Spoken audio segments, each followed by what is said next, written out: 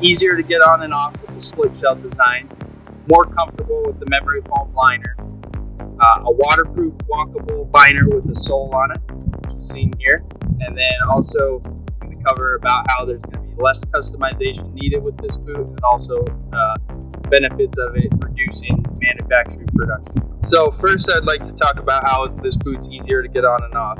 What allows this boot to get on easier and take off easier is having it be the split shell design with the hinge on the back of the boot here. This is my original design, which I like to call the front entry design, because it opens up in the front and you're allowed to slide the liner in through the front of the boot. So what allows that to happen also is these two cable buckles.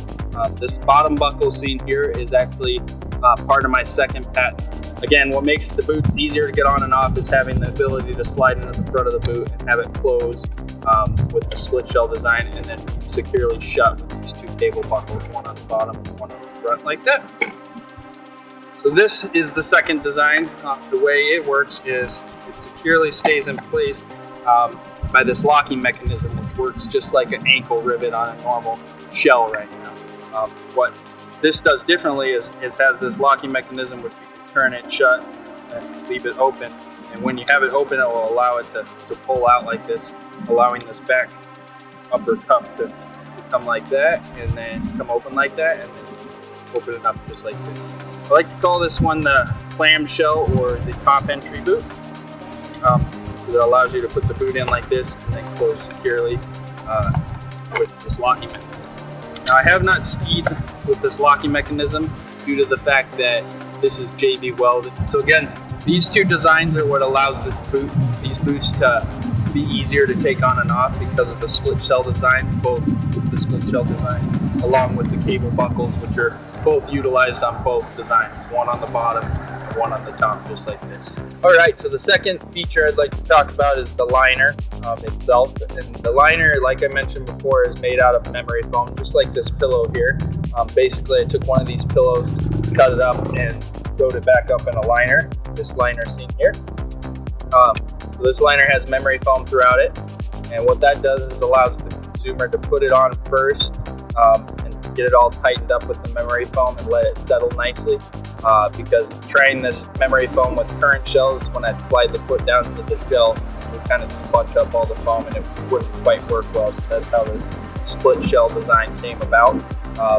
So yeah, memory foam inside the liner, and then it will be a waterproof, walkable with the sole on it liner. Offers some really nice benefits to the consumer, being able to drive to the slopes easily in these, being able to après ski in them, take them off at lunch and just relax in the liner, giving your foot a break from the rigid hard shell.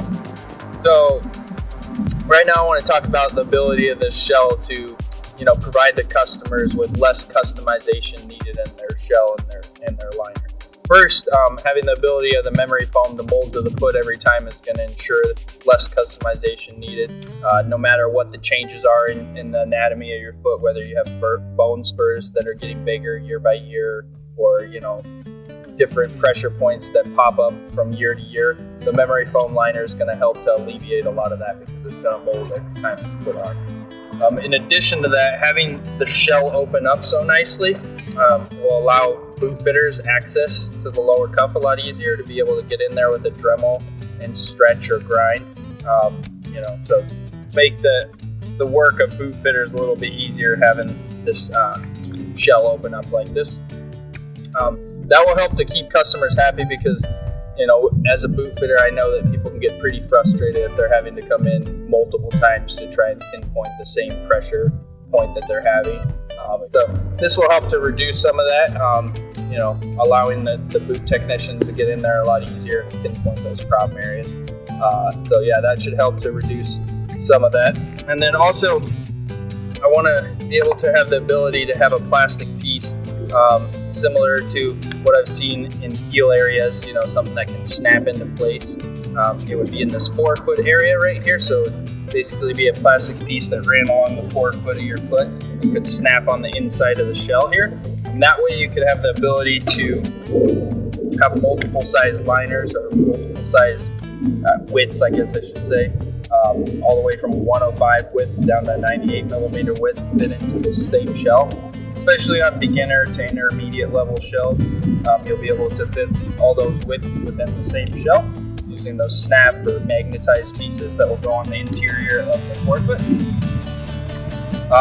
So yeah, that will help to need less customization, because you'll be able to fit the person, figure out what liner width works best for them, snap in the appropriate piece to fit that liner within the shell, and that already is going to pinpoint their foot shape and get them in the best possible position to start with. And then along with the memory foam and the ability to have access to the lower cuff for the guy who's stretching, there will be minimal customization needed on the boot.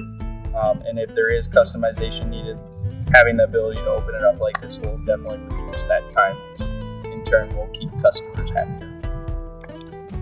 Alright, so lastly I want to talk about the ability of this boot to reduce manufacturing production costs. I already touched on this a little bit with talking about the different widths of liners being able to fit into that same shell. With more advanced boots, you might need to fit all the widths within 2 shell shapes or shell widths. But yeah, it will still reduce the manufacturing costs because you won't have to be making different molding casts for each width. You'll be able to capture all the widths within one molding cast. That will help to reduce the manufacturing costs. The other thing that can help to reduce the manufacturing costs is if you made this plastic shell transparent and have the ability to see the liner through that transparent shell. It could feature a real colorful, beautiful liner that you can see through this transparent shell. And that way you can change the liner from year to year, especially since we're going to have a whole, range of liners to cover all the different widths and everything. You'll be able to change all the styles and designs and all that of the liner easily from year to year.